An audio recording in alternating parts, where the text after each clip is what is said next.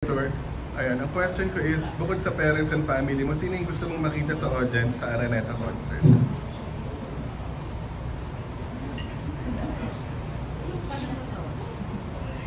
Kayo po. Kayong lahat. Tatandaan ko po kayong lahat. Tapos si LeBron James.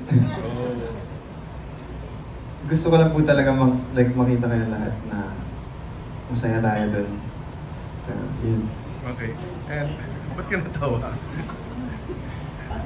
Kinilig ka doon sa question? Po? But, yun, parang yung reaction mo is parang may naisip kang ayaw mo nilang sabihin. Wala. Okay.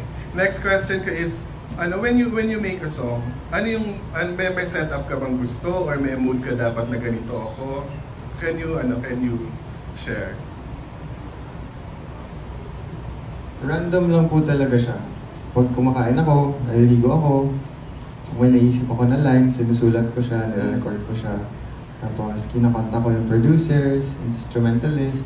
Usually, nauuna po yung lyrics and melody. Yung Lullaby actually po, featuring Jolie Ann, sinend ko siya na voice message lang na walang instruments, walang anything. Sinend ko siya kay Jolie, tapos naguluhan talaga siya. So, ano to? So, kaya yun po, nauna po yung lyrics and most of the time, yan po yung nangyayari. Okay. Thank you, Arthur. Thank you po. Thank you.